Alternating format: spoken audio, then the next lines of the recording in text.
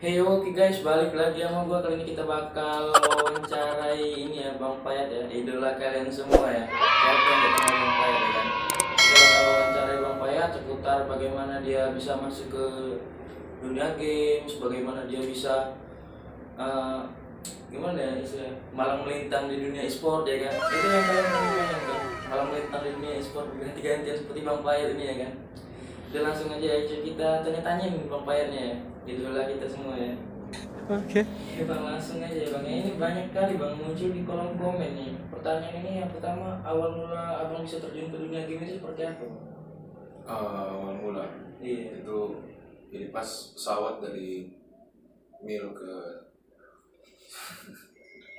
aku lompat ke Dikpik gitu pas jadi sebenarnya aku pengen jelasin bahwa itu terbalik. Sebenarnya aku adalah seorang gamers yang jadi dokter, Bukan dokter. jadi bukan dokter yang jadi gamers. Jadi yang sebelum jadi dokter aku gamers gitu kan.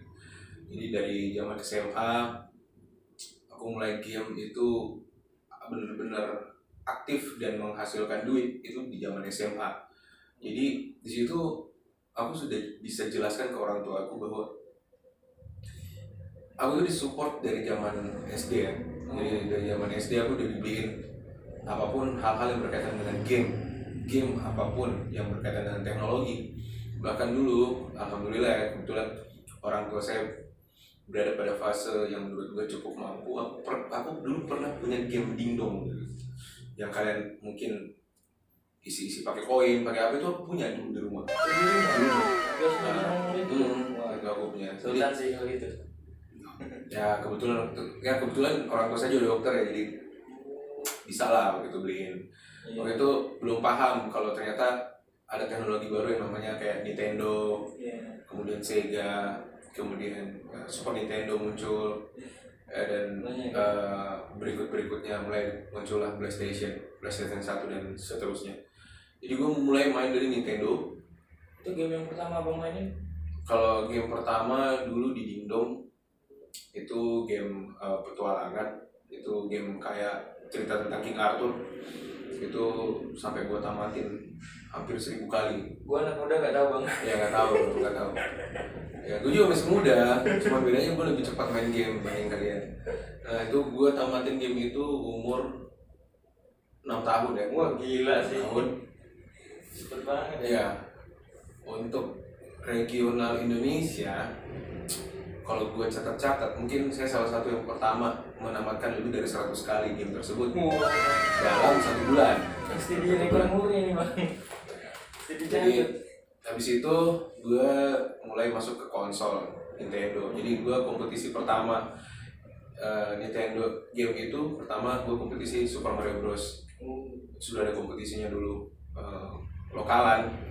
Nah, kemudian ada namanya game Twin B. Twin B itu game pesawat-pesawat tembak-tembakan yang gerak kiri kanan doang.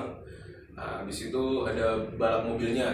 Oh iya. Balap mobilnya semua masih 2 dimensi.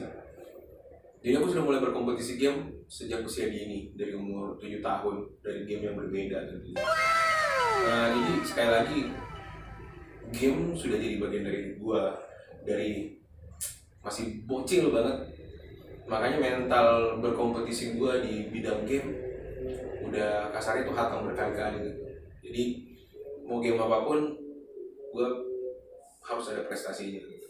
Itu ada dari faktor keluarga nggak sih bang? Biasanya kan kalau ayahnya suka main game, terus anaknya juga suka gitu main game. No, sama sekali enggak. Ibu bapak saya sama sekali enggak suka game malah.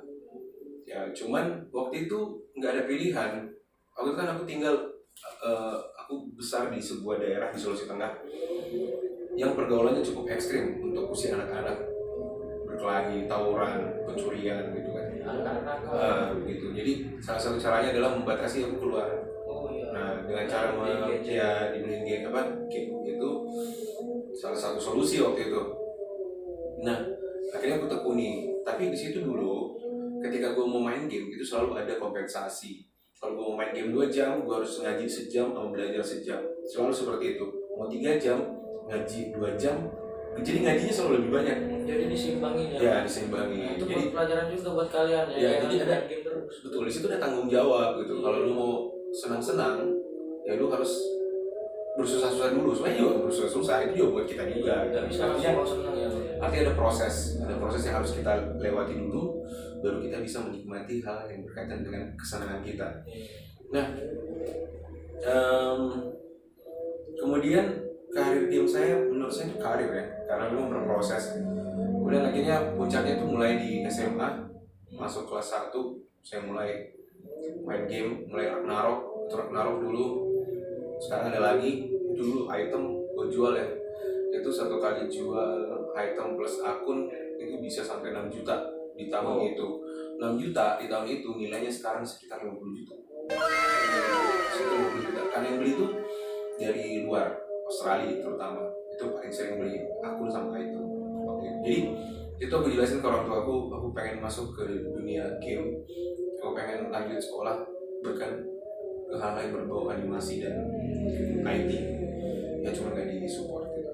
Tapi Supportnya ke dokter ya. ya harus, karena aku anak laki-laki satu-satunya, Anak dokter juga ya. ya, dan kasarnya tuh harus ya Ikut orang tua lah. harus lah, intinya harus ikut gitu, aku harus jadi dokter. Nah kemudian ada deal-dealan sama bapakku, pokoknya penting jadi dokter, habis itu gue bisa jadi apa gitu. Ya sudah, ya kenapa kalian bertanya, akhirnya aku jadi gamers ya, aku justru kembali menjadi jati diri. Ya aku tidak pergi dari tanggung jawab, enggak.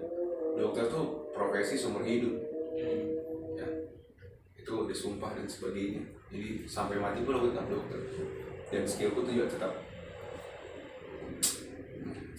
Ya oke. tenang aja. Tapi nggak nanganin corona ya, ingat.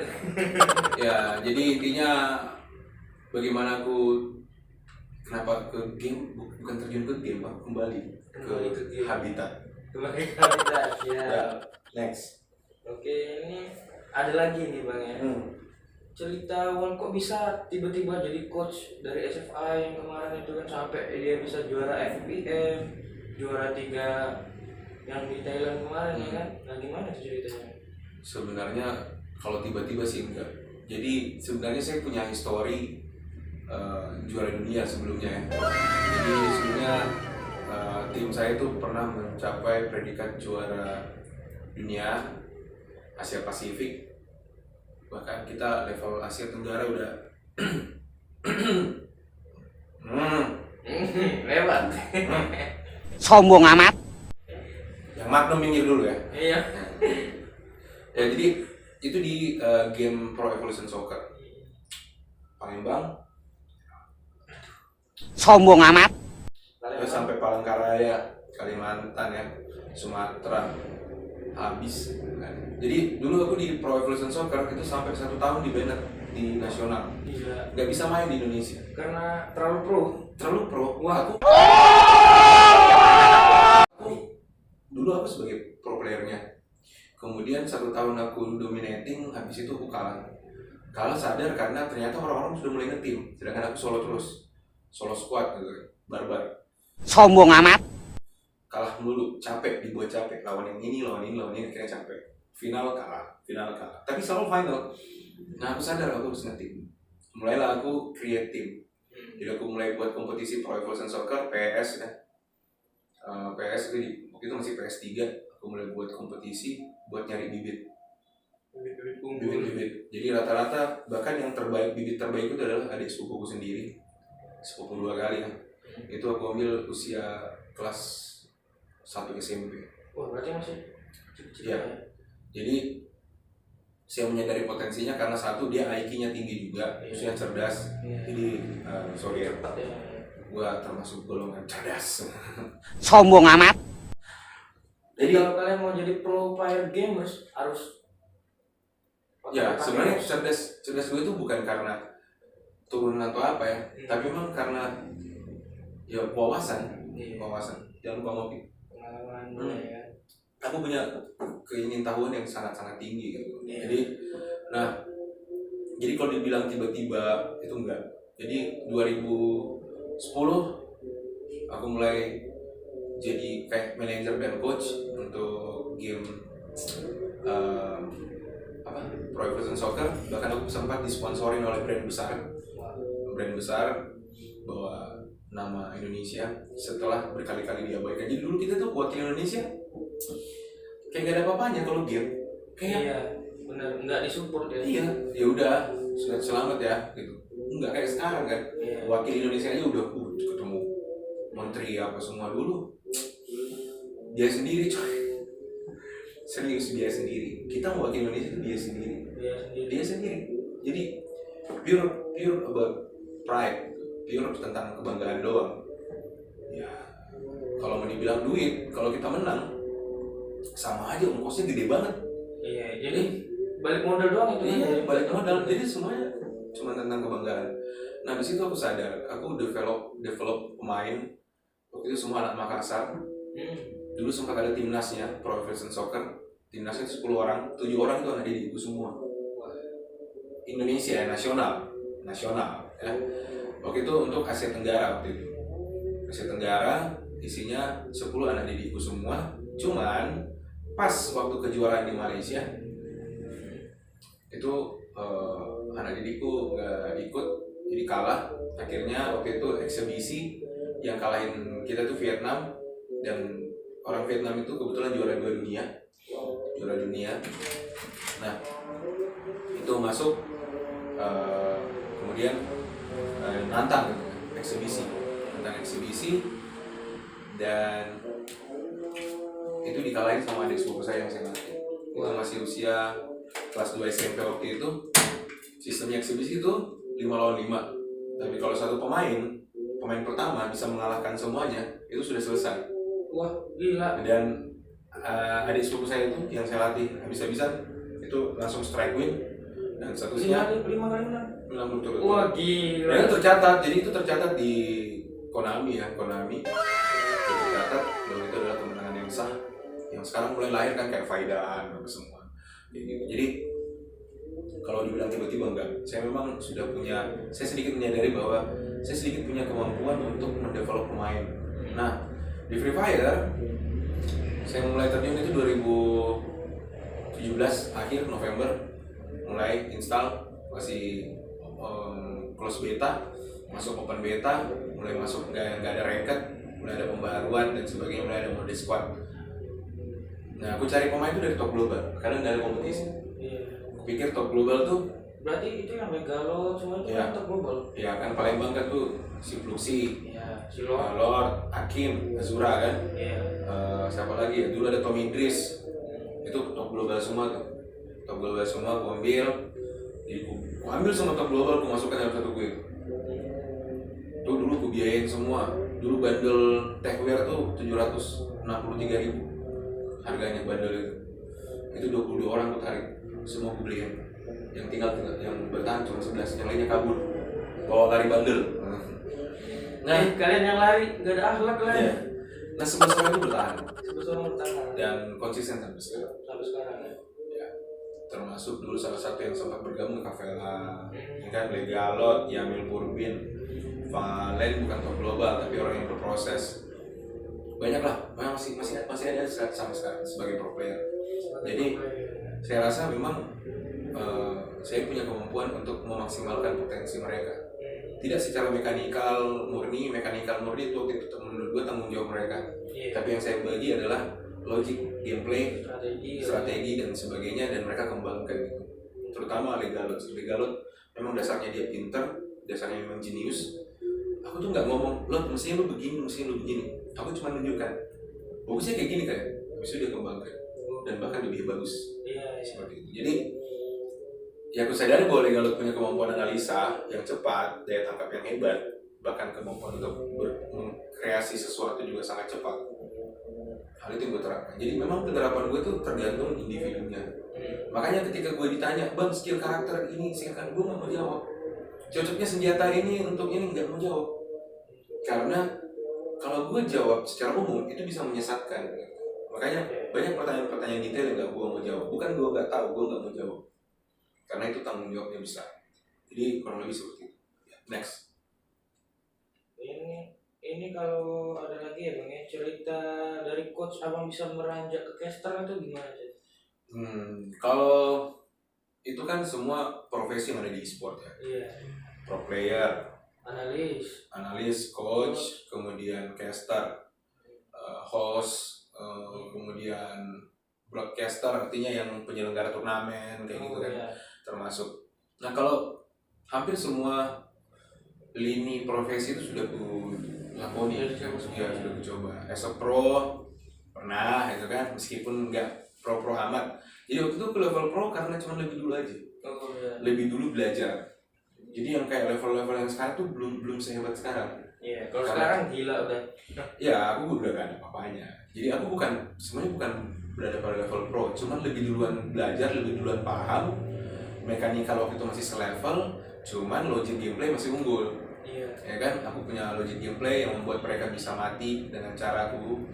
Sekarang udah gak bisa. Ya, maksudnya mereka sudah bisa berpikir balik, bagaimana bertahan, meng-counter dan sebagainya. Kalau dulu gampang, gue main-mainin, musuh itu gue main-mainin. Maksudnya, aku bisa nanti kita turun di sini, dorong mereka ke sini, akhirnya mereka tempur, kita sayur. Jadi selalu dulu kill banyak. Hades tuh selalu identik dengan kill banyak. Karena sebenarnya strategi paling bagus memang jadi pelakor terselubung. Jadi maksudnya seolah-olah itu bukan pelakor, tapi itu adalah pelakor yang tidak terlihat. Kita buat tuh musuh bertempur, mulai pincang, kita tabrak satu, jadi kesan itu nggak pelakor amat gitu. Jadi itu bagian dari strategi tentunya. Jadi kalau kita bicara semua kayak caster itu aku dapat reward sama dari Garena as a community builder. Pertama itu aku dikasih iklan. Ya aku jadi pernah iklan in game bundle Angel and Devil, itu masih ada iklannya sampai sekarang, bisa kalian lihat. Nanti kan bisa lu masukkan ke Insight. Nah, habis itu aku dapat tawaran karena sudah mulai sering-sering muncul, sering-sering mulai live streaming bacot cepat gitu kan, mulai diajak jadi caster. Terus aku diajar sama Manggis Kun. Jadi aku tuh belajar sama Manggis Kun, terus Manggis Kun kasih tahu, Manggis Kun itu belajar sama Tumbuhan Malas, Siampu. Nah, aku pun sempat diskusi singkat dengan Siampu, Tumbuhan Malas ya, untuk bagaimana sih kiat-kiat jadi caster. Simple ternyata. Ada aturan-aturan yang memang harus dipenuhi, yang harus disebutkan, bagaimana membawa ritme, yang kemudian paling intinya adalah jadi diri sendiri. Ya. Jadi semua informasi kita bisa sampaikan. Jadi caster tuh menurut asumsi gue ya, caster itu bukan tentang, jadi caster sama analis di acara itu beda. Kalau dulu caster bagaimana mereka bisa membuat acara itu jadi hype. Nah, kalau analis memang harus memberikan informasi sedetail-detailnya, apapun yang terjadi di situ. Jadi tentu ini ada hal yang berbeda. Makanya kalau kalian lihat acara saya, gue bedakan kan VD, Elite Scream, sama FOF. FOF itu Tarkam, betul-betul ya caster, itu betul-betul dari caster. Bagaimana berkomunikasi dengan viewers, membawa mereka terbuai dengan semua ocehan, bacotan. Nah kalau di Elite Scream itu combine, ya kan? Kalau mau hype, gue bawa hype. Habis itu kalau mau bawa informasi. Kalau FYD dia full analis. Informasi ya. Iya, nggak ada kan gue mau. Full pembelajaran Ya. buat Jadi, tim yang ingin berkembang. Jadi gue memang benar-benar membedakan itu. Iya. Nah, jadi kalau bicara soal profesi, itu berjalan gitu aja. Gue jadi caster karena dikasih kesempatan. Padahal aku nggak pernah nge-cast sebelumnya. Itu langsung Garena. Langsung Garena. Nah, jadi sebelumnya pernah di offline. Waktu itu aku di Makassar, ada Bang El Hayat. Itu aku nge-cast, tapi pakai bahasa, pakai dialek Makassar. Tapi ya sebelumnya aku sudah lihat kayak Manggis Kun dan siapa kan. Aku coba tiru cepat, tapi pakai dialek. Jadi di situ mungkin pernah dilihat dan diundang. Mungkin dari awalnya dari situ ya. Ya, jadi intinya kalian salah satu pencapaian tertinggi memang adalah menjadi, kalau caster kan menjadi caster di turnamen major ya. Iya. Dari developernya ya, Iya. dari Garenanya, itu salah satu impian. Meskipun nggak terus-terusan, at least bisa muncul di situ sudah ke pencapaian seumur hidup gitu. As a caster. Kalau dia kan caster bukan pro player ya. Jadi tentu cita-citanya pengen ke situ, dan honestly ya gue juga pengen, karena dia dari Palembang jauh-jauh kerjasama kita, belajar bareng, gue juga masih belajar, dan gue berharap Niko ini dapat kesempatan gitu kan untuk bisa ke major, amin ya. Amin. Seperti itu. Ya. Lanjut. Oke, Bang, yang terakhir ya Bang. Pesan Abang ya, ini buat penonton, buat tim-tim kita, gimana biar timnya tuh bisa join ke e-sport, terus gimana dia biar cepet dilirik sama e-sport gitu, terus motivasinya apa biar nggak terlalu cengeng gitu kan, kebelet e-sport gitu kalau kata istilah sekarang. Gimana? Satu hal yang gue tahu, e-sport tuh yang sudah ada di elite e-sport nih pasti berusaha untuk tidak tergantikan. Oh iya pasti. Ya, pasti berusaha untuk tidak tergantikan. Nah, satu-satunya jalan, mungkin salah satunya adalah mengalahkan mereka berkali-kali. Iya itu. Iya. Jadi mengalahkan mereka berkali-kali artinya lu menang di kompetisi yang ada tim e-sportnya dan itu berkali-kali. Tapi nggak gampang coy. Kalian ini misalnya tim e-sportnya itu tim yang udah orang-orang yang udah di e-sport itu setiap hari mereka latihan. Misalnya setiap hari mereka meningkat kemampuannya satu tingkatan. Nah kita nggak bisa dong satu hari satu tingkatan, kita harus lebih dari mereka dong. Ya, betul. Biar bisa melebihi mereka bisa betul nyalip gitu kan, bisa nyamain mereka. Mungkin mereka ada yang sudah berada pada titik terbaiknya gitu. Iya. Titik puncaknya. Artinya mereka tinggal berada pada level konsisten. Nah, salah satu yang paling susah buat kalian yang masih di sebagai semi pro, yaitu konsisten yang paling susah.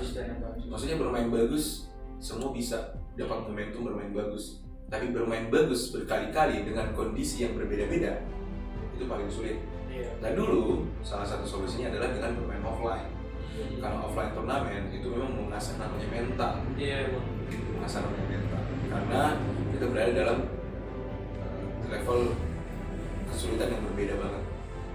Capek, lapar, tegang, kesempatan cuma itu dan sebagainya. Nah sekarang, bagaimana cara melatih yang namanya mental dari online? Lu main seharian turnamen. Iya, jadi seharian. Keserengket lah kalian, keserengket sekarang apa? Ya maksudnya seharian kalian nabung, nggak dia tiap hari ya. Kalian nabung, sisihkan 3 hari berturut-turut tuh ikut yang 12 slot. 12 slot aja biar cepat. Iya. Yang sore atau yang siang, sore, malam, tengah malam, udah habis itu istirahat. Main terus kalau bisa sampai 1 minggu, 20 achievement dalam 1 hari itu ikut 4 turnamen 1 hari dan bisa dapat 2, lu boleh siap nantang yang namanya pro player yang ada di level-level e-sport. Seperti itu aja sih. Tapi jangan lupa ya buat kalian yang sibuk turnamen terus setiap jam, setiap hari, jangan lupa juga buat kalian ya jaga kondisi, karena kalau kalian main terus tapi kondisi kalian nggak fit ya buat apa dong, malah jadi bumerang buat kalian sendiri ya Bang ya. Betul. Jangan lupa juga buat yang dulu. Anyway, sebenarnya sih gue berharap ya justru apa ya, tantangannya itu memang adalah push your limit itu sebenarnya. Jadi kesempatan terbaik atau momen terbaik untuk mengukur seberapa kuat kita justru pada saat paling lemah, pada saat lu capek. Iya. Ya makanya gue bilang berturut-turut tuh 1 minggu lu ikut turnamen, lu tabung berturut-turut, dibanding lu ikut turnamen besok enggak, ikut turnamen besok enggak. Mending 1 minggu berturut-turut lu nabung siapin duit untuk itu. 1 minggu berturut-turut kalian bisa menguji itu. Jadi 1 minggu berturut-turut turnamen itu pasti ada capeknya, pasti ada lelahnya, ada jenuhnya, kalahnya berkali-kali yang sampai depresi. Bukan tetap ikut, maka mental kalian sedang terbentuk. Bukan kalah berkali-kali sana. Nggak bagus. No, ritme bisa ditemukan pada saat kondisi tertentu. Jadi pada saat kalian paling capek, paling penat, paling kesal sama teammate kalah terus, gas terus, gas, cari solusinya sambil ditemani dengan kesalahan dan kelelahan dan kekecewaan. Terus cari solusinya di situ. Ketemu, kalian menemukan ritme kalian. Gue yakin karena gue udah melihat ratusan tim di depan mata gue, dan orang yang melewati fase itu yang bisa bertahan sampai sekarang. Bayangkan, gue adalah orang pertama yang apa ya, unofficial pertama yang membuat turnamen di Indonesia berbayar. Turnamen berbayar pertama di Indonesia untuk Free Fire yang unofficial itu saya, dan itu langsung disupport Garena. 2 kali gue buat tim gue, 2 kali dua-duanya kalah. Turnamen sendiri kalah, malu. Tuan rumah kalah, malu. Aku udah punya tim top global 2 tim kalah, tapi nggak nyerah. Justru di turnamen resmi Garena, setelah 2 turnamen gua itu langsung ada turnamen resmi Garena, kami juara. Yaudah, jadi buat video kali ini kita segitu dulu ya cuy ya. Terima kasih buat yang udah nonton ya, terima kasih. Jangan lupa buat di like, comment, and share ke teman-teman kalian ya, biar makin banyak yang termotivasi cuy ya. Dan ingat jangan cengeng, intinya berproses ya. Oke. Oke. Thank you cuy. See you. Jangan lupa di subscribe ya. See you cuy.